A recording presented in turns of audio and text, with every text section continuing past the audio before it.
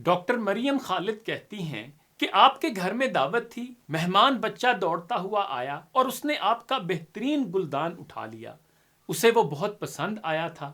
اگلے ہی لمحے 1.5 فٹ کا گلدان اس کے ہاتھ سے چھوٹ کر چکنا چور ہو چکا تھا۔ آپ کا بھی ضبط کا دامن ہاتھ سے چھوٹ گیا۔ ارے یہ کیا کیا؟ آرام سے نہیں بیٹھ سکتے تھے؟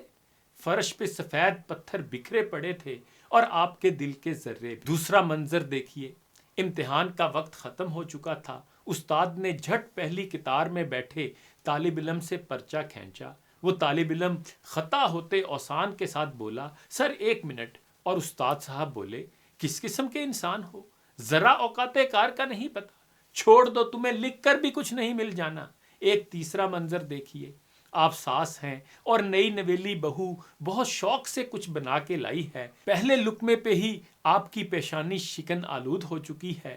اتنی مرچیں ڈالتی ہو، یہی سکھا کے بھیجا گیا ہے۔ ہم لوگوں کے لیے یہ کہہ دینا کس قدر آسان ہے کہ میں تو دل کی بہت صاف ہوں، کچھ بھی اندر نہیں رکھتی، سب منہ پہ کہہ دیتی ہوں۔ سب کو سمجھنا ہوگا میں تو ایسی ہی ہوں۔ کاش کہ آپ کو معلوم ہوتا کہ آپ خود کو صاف رکھنے کے لیے اندر کا جو زہر دوسروں پر پھینکتے ہیں وہ کس طرح عفریت بن کر دوسروں کے پیچھے لگ جاتا ہے۔ وہ ننھا بچہ عمر بھر یہی سمجھتا رہے گا کہ اس کی وقت ایک گلدان سے بھی کم ہے۔ وہ ہمیشہ نقصان اور ماں باپ کی شرمندگی کا باعث بنتا ہے۔ وہ طالب علم آپ کے الفاظ کا خنجر اپنے سینے میں ہمیشہ گھونپا ہوا محسوس کرے گا۔ نہ جانے کتنے ہی بہتے ہوئے آنسوؤں نے کتنے ہی خوابوں کا عکس دھندلا دیا ہوگا۔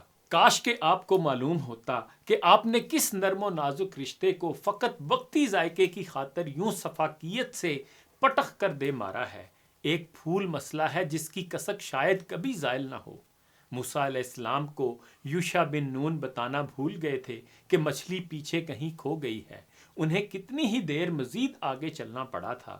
انہیں ہر ممکن حق تھا کہ معلوم ہونے پہ ساتھی پہ برستے، اندر کا غبار نکال کر دل صاف کر لیتے، مگر انہوں نے کہا تو بس اتنا ہی، اسی کی تو ہمیں تلاش تھی۔ پھر الٹے قدموں لوٹ گئے۔ ابھرتے ہوئے سورج کو ڈرا دینا، پھوٹتی ہوئی کومپل کو دہلا دینا اور بارش کے پہلے ہی قطرے پہ برس پڑنا، یہ جرم ہے۔ مجھ سے پوچھئے تو کسی شاہین کے پر قطر لینا اور کسی نونہال کی آنکھ سے مستقبل چرا لینا سب سے بڑا ظلم ہے، سب سے بڑی ڈکیتی ہے۔ کبھی سوچا بھی ہے کہ آپ اگر بڑے ہو گئے ہیں، اس میں چھوٹوں کا کیا قصور ہے؟ نہ جانے ملت کے کتنے ہی شاہین، کتنے ہی شیر جوان، کتنے ہی سائنسدان اور کتنے ہی مسیحا آپ کے الفاظ کی بھینٹ چڑھ کے بننے سے پہلے ہی معدوم ہو گئے۔ امت کو کتنے ہی اماموں کی ضرورت تھی، مگر آپ نے پنگھوڑوں میں دم لے لیا ان کا۔ ہر ننھا بچہ چلنے کی کوشش میں 100 بار لڑکھڑاتا ہے۔ ہر عقاب پہلی اڑان میں ڈولتا ہے، ڈگمگاتا ہے۔ زندگی کے ہر نئے موڑ پہ ہر فرد بے شمار غلطیاں کرتا ہے۔ آپ کو اسے ڈانٹنے کا حق دیا تو کس نے؟